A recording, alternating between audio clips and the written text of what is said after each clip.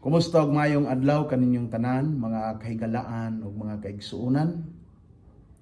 Sa atong panahon karon, niabot ang mga katalagman, linog sa lain-laing dapit, ug kita dili na matingala niini kay kini nasulat na sa Biblia nga kini mahitabo sa dili pa moabot ang atong manluluwas.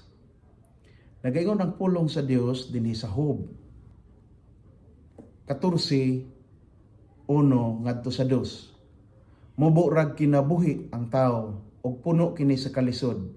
Sama kini sa bulak nga mubukhad ug malaya aradayon. Sama sa anino nga dali rang mahanaw. But pasabot wala ta mahibalo ni ining mga panahona karon. Wala ta nasayod sa atong kinabuhi. Tungod kay mubo lang sumala sa pulong sa Dios. Busa ato kining gamiton sa pagpangalagad sa Ginoo, atong gamiton aron malipay ang atong manluluwas nga mao'y naghatag sa tuwag kinabuhi. Nagaingon usab ang Episo 5:16. Ayaw ninyo usiki ang inyong panahon, kundili gamitan ninyo kini sa pagbuhat og maayo tungod kay daotan kining mga adlaw. Tinaw klaro gayod nga karong mga adlaw, katapusan nga mga adlaw, dautan na kini. Wala na ta mahibalo kung unsay naa sa unahan umaabot. Apan kita nasayod, ag-asa ta paingon, no? Unya ato ning gamiton at dili nato usikan ang atong panahon. Busa mag-aawit kami karon uban sa akong kinamagulangang anak, Jilon Dasikan. Naguluhan kini og hatagan mo. Usa ka pagdasig ngadto sa tanan, nahatagan natog higayon ang Dios samtang kita buhi pa.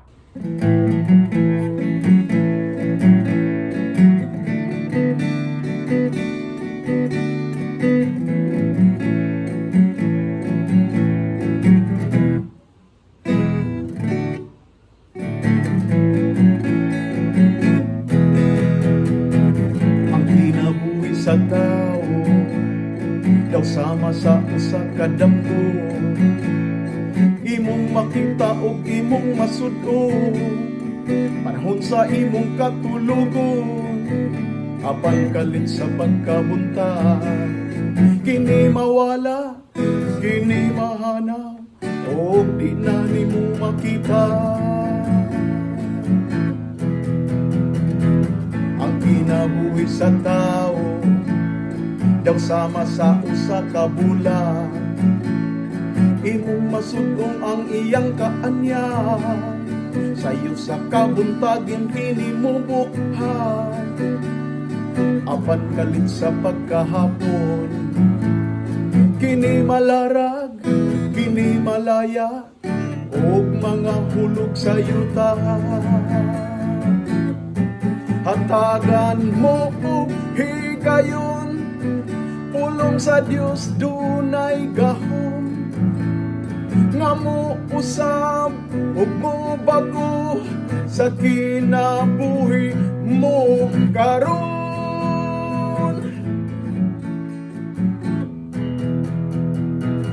Ang kinabuhi sa tao daw sama kini sa aso, imong makita ug imong masud-o, apan dili nimo kini mapungko, apan kalit kini mapadpad, kini mahanaw, kini mawala, og di na nimo makita.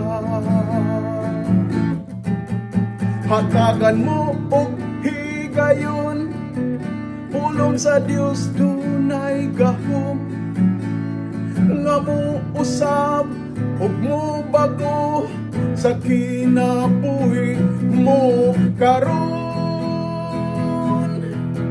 Hatagan mo og higayon, pulong sa Dios dunay gahom, nga mo usab ug mo bago sa kinabuhi